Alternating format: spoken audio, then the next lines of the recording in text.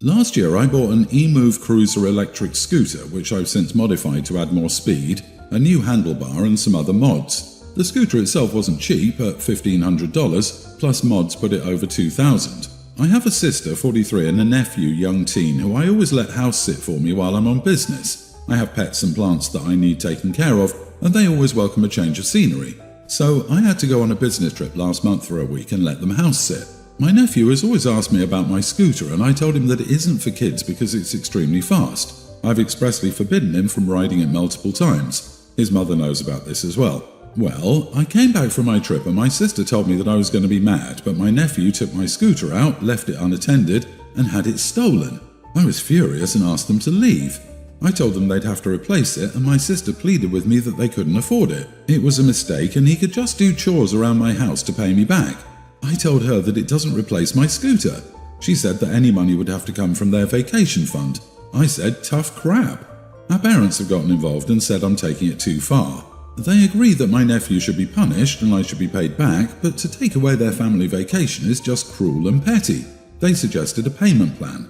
I told them, heck no, that I use my scooter to commute to work often and that I want it back immediately. Furthermore, he was warned not to ride it since it's dangerous. Now that I've started to calm down a little, I wonder if I'm being an idiot here by being so demanding and potentially punishing everyone else for my nephew's mistake.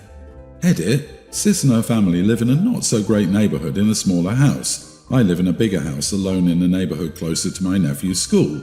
They look forward to house-sitting because they love my house and the neighborhood. The dogs love them and they get to use my pool. In fact, they always look forward to me going on trips because they consider it a mini vacation. I don't pay my sister, she's turned it down multiple times. They do have a free run of the house while I'm gone and I do leave a lot of money for their meals. Also, there are far safer scooters for teenagers and I was thinking of getting him one for his birthday in the summer. She said any money would have to come from their vacation fund. If replacing the scooter meant they'd have to use money reserved for basic necessities, rent or mortgage, food, utilities, you may want to reconsider the payment plan option. But if they're upset because they can't take a vacation this year because of this, then tough crap. You're not the idiot. Yep, not going on vacation would be a perfect punishment for the kid and for the mother of the kid who allowed this to happen. They both deserve to be punished. OP, your sister should pay you. She allowed it to happen. Your parents can pay money into your sister's vacation budget. Your sister can make payments back to your parents. Solved. Right, my first thought when it said the mom wanted the boys to do chores to pay OP back was, no, he can do chores to pay you back and you can pay for the replacement. But doing chores to pay Grandma and Grandpa back would be perfectly acceptable too. OP notes that he uses scooter to commute to work. Would they be this blasé about the kid stealing and losing a car? Their neglect caused it to be stolen, so they need to face the consequences, especially since it was expressly forbidden that nephew ride it. I highly doubt it was neglect. I think it was theft. He took it out and left it unattended. How does that make sense? He took it out to his little friends. If he just wanted to ride it, as he said, then that's what he would have done. Instead, he rode it somewhere and left it. Where did he go? The park? An office? A movie? People bring bikes to stores all the time. Protecting or locking up your vehicle is as common sense as locking your door. Does he habitually leave your door unlocked when he's house sitting? It doesn't make any sense. If it was his, then maybe he forgot because he's used to it, but no, it's a special occasion. BS. I promise you he knows who has it. This is just like the story about the boy who saw his uncle's toy collections, Googled their prices, and stole them to sell them. This isn't an innocent mistake. I actually wondered if he crashed and totaled it or sister sold it for cash and they thought the theft would make it sound like the poor kid was robbed. Did they file a police report? Probably not. And where was your sister when your nephew took the scooter out? Oh, probably she was selling it. I, 28 female, am getting married to my fiancé, 30 male, in a few months, and we're finalising all the details of our big day. One thing that's been causing a bit of tension is that my sister-in-law, 27, just had a baby a few weeks ago, and she's been insisting that she bring the baby to the wedding. From the beginning, we've made it clear that we don't want children at our wedding, as we want it to be an adult-only affair. We've communicated this to all our guests, including my sister-in-law. Still, she's been pushing back and saying that she can't possibly leave her newborn at home. I understand that she's a new mom and it can be tough to leave your baby, but I feel she's being unreasonable. This is our special day and we've planned it to be a certain way. It's not fair for her to come in and disrupt that. I tried to explain this to her, but she got really upset and accused me of not caring about her or her baby. She's even threatened not to come to the wedding if we don't allow the baby. I'm starting to feel like maybe I'm being too harsh, but at the same time, I don't want to compromise on what we plan for our wedding. Am I the idiot for telling my sister-in-law she can't bring her baby to our wedding? Not the idiot. However, with child-free weddings and newborn babies, you're going to have people who aren't going to be there because they couldn't make it. It's sad, but kids are a priority in their minds. It's not reasonable for her to insist that she can't get a sitter, can't leave her baby with a friend, cannot do anything but try to force you to change your wedding around to accommodate her. It's not about her, so she can stay home. Sad that kids are a priority in their mind. A mother not making her new baby a priority would be sad. It's a newborn, moron. What do you expect her to do with a baby? You are the idiot, OP, because you're calling her planning not to come as a threat. That's the only reasonable option left to her. If you want her there, you will need to make an accommodation for her baby.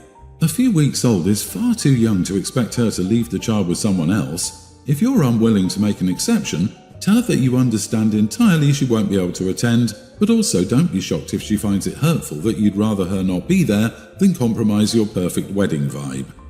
Exactly. And it's not just about having a babysitter, but the whole logistics. If she can't feed the baby at regular intervals, then pumping is a pain, and having to figure out where and how to store milk safely. Finding a discreet place to nurse a baby under a nursing cover is easy. However, it's not easy to discreetly pump, clean the equipment, and then store the milk safely. Something's telling me OP doesn't really understand the logistics involved. After my ex and I had our daughter, Emily, we talked to the other kids about me legally adopting my ex's two older kids, Alex and Carter. Carter was really into the idea, but Alex was not, so we put it off. Then, a couple of years later, Carter brought it up and he really wanted me to adopt him. So we decided that I would adopt Carter and told Alex that if she ever changed her mind, I would adopt her too. After Carter's adoption was finalized, things went downhill. Alex started acting out and would yell and get argumentative. She would hide, throw out and destroy my things and blamed it on me being careless or on our younger children. The worst part was her being mean to Carter and Emily. I caught her often calling Carter stupid and otherwise putting him down. She would unplug his games and his saves kept getting deleted. She would completely ignore Emily to the point of walking through whatever she was playing with and saying she didn't see her there. She would only act this way when my ex wasn't around and he didn't believe me. He refused to consider getting her into therapy or doing family therapy. It got progressively worse over the years. Realizing that nothing would change and my kids would continue to live with their sister bullying them, I decided to end things. That was last year and we finalized our divorce. I have primary custody of Carter, now a young teen, and Emily, now young grammar school age. Alex, now mid-teens, was at my place for the first time a few weeks ago. She came with her dad when he was picking up Carter and Emily for the day. Since then, she's come over every time my ex has. The last time she was over, she said she wanted me to adopt her now. After everything that happened, I didn't think that was a good idea, so I said no. My ex interjected and talked about how back when I adopted Carter, I'd promised to adopt Alex if she changed her mind. I didn't want to get into it with Carter and Emily right there, so I told them we could talk about this some other time and had them leave. Truthfully, her motivation to have me adopt her is based on me having more money than her dad. I don't think she realized this earlier because she was never at my house before. Since the first time she was over, she commented on how big my house is and how her dad can't afford this or that. I do know that my ex has been having a lot of money problems recently too. The part that makes me feel conflicted is that I've learned that Alex has been nicer to Carter and Emily since she's been over. So if I say no to her, I'm worried about her being mean to them again. Carter is suspicious about how she's acting and says she's weird, but I know Emily would be really sad if Alex started ignoring her again. Still, I don't want to be legally responsible for a kid that I'm pretty sure is only pretending to like me and being nice because she wants things from me. Not the idiot. You adopted Carter when you were with your ex as a family. You split up and are not a family any longer. You're not obligated to adopt a child who is no longer part of your family. Why would you take on legal responsibility for someone else's kid when you're no longer in a relationship with their parent? I would say no. The offer of adoption ended when your relationship did, and Alex chose which potential parent she wanted to live with. She's a teen and old enough to learn that decisions have consequences. I'm sure that adoption would still be on the table if you were still a family, but you aren't, and it's not. Her behaviour towards her siblings was quite literally the cause of your divorce from her father. So why would you put your kids back in that situation? That bird has flown. She rejected you and was a nightmare. Sounds like she's changed her mind for financial reasons, which is garbage. At this point, it's best for everyone to just continue forward. I really wouldn't consider giving her a second chance on the adoption front. There's no mutual respect here. Actually, what caused the divorce was the ex refusing to address the behaviour of his troubled daughter, get her help, or even believe his wife in that situation. The kid acted out for a reason and did nothing to help her or protect his wife and other kids. That doesn't mean she has to legally adopt or even have a relationship with the girl now, but let's be clear, the child didn't cause the divorce. I wonder if the ex didn't manipulate Alex into changing her mind. It's pretty suspicious that he started bringing Alex with him for the pickups and drop-offs of her siblings. And Opie said that Carter has pointed out that Alex is acting weird, and he's old enough to pick up on stuff like that. So I think there's something else going on. If OP adopts Alex and Alex stays with X, then X's child support would be substantially reduced. Or he wants to get back together with OP and is trying to convince her that Alex is on board with it this time, and he's having financial problems. It's a mixture of Alex wanting to financially benefit like a brother and half-sister, and the ex wanting OP back for monetary gain.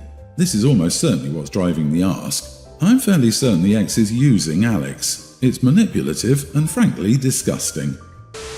I, 35 male, recently returned from a trip with some old university friends, 3 men and 4 women, including myself. It was just a small thing and we went up into the countryside and did some hiking like we did when we were younger. Before each hike, I let one of my friends, who we'll call Maddie, braid my hair to get it out of my way. This was because, 1, I'm hopeless at doing this kind of thing, and 2, we used it as a bit of time to chat and relax. I just wanted to stress that we had no intimacy or romanticism, it was literally just her plaiting my hair. When I got home, I showed my wife some of the pictures and told her about how it was a great time. In one of these pictures, you can quite clearly see my braid, to which my wife asks, "Where did you learn to do that?"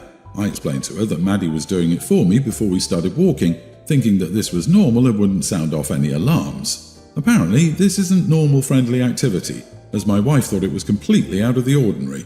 She asked me all kinds of questions about whether we shared a tent or whether anything more happened, to which I answered no to all. She even contacted some of the people there, quizzing them about Maddie and I's relationship. Nothing like this had ever happened before, and her behaviour was completely different from usual. She's seemed incredibly distant over the past few days, and hasn't properly spoken to me since I was called an idiot for having my hair braided. So, am I the idiot? So I think that the hair is the straw that broke the camel's back, so to speak. It isn't the braiding as much as the intimacy. You don't see it as intimate, but it seems your wife feels like she missed out on some intimacy with you somehow. Why didn't your wife go on the trip? There are some missing pieces. Primates groom each other. Maddie isn't a hairstylist, I presume. I guess if Maddie was picking lice out of your fur, it would be a stronger indication of intimacy, but it is what it is. The wife doesn't like other women having their hands on her husband. It really doesn't matter what you or I think of this. Apologise and make a note for next time. Not the idiot, but you might be if you continue to do this thing your wife obviously has strong feelings about. Just out of curiosity, could it be a cultural issue? She went a little extreme contacting others, and if it were cultural, it should have been discussed. I'm Native American and no other woman other than your wife, sister or mother can braid your husband's hair. OP, you can hike without your hair in your face, but a hair tie could have had the same effect. My friend, 28 female, and I, 28 female, have been friends ever since high school and I've always done everything together. I've been dating my boyfriend for the past 6 years. One detail is that she never wants to hang out when he's around and just says, "Let it be a girl's time." Alright. She's never had a real relationship and usually hung out with married guys discreetly until she met a great guy she really liked and was exclusive to. My boyfriend had proposed to me a year into our relationship, so we were technically engaged, but he recently proposed to me again and said he wanted to renew the engagement and do another surprise because it's been so long. It was a nice party, but she wasn't there. Well, he later told me that he contacted my friend to help with the arrangements and bring me to the venue, but she refused to help. Fine. The next thing I know, she keeps telling her man to propose, and when he refused, she organises a proposal and makes him go down on one knee. I thought proposals were supposed to be voluntary, but whatever. The dude just played along with her delusion. Later on, when she showed her ring, the ring that she picked, and told me that it was prettier than mine, they were together for a year, we were together for 6, but he'd bought a bigger one, I straight up said, he didn't propose, you forced him to propose to you on purpose. You'll break up soon, and just left. Am I the idiot? How are you still friends with this woman? Throw her in the bin. Usually hung out with married guys discreetly made me want to gag. You're delusional if she thinks she's mate quality. Everyone's the idiot here. Just end this so-called friendship for good. Oh, or just wait until you and your fiancé are married. She'll try to get with him just out of competitiveness. I am dumb. I didn't realize that hung out with married guys discreetly was a code for serial affair partner. I do not understand this relationship. You made it sound like you're best friends, but it really sounds like you're acquaintance frenemies. Based on what you wrote, you think she's a skeezy tart who sleeps with married men and she thinks you're in competition with her even though she's better than you. So why do you even bother with each other? Wake up, she is not your friend. She's telling you multiple times in that paragraph alone that she isn't your friend. Please practice self-love. When someone shows you who they are, believe them the first 20 times. You deserve better, and congrats on the engagement.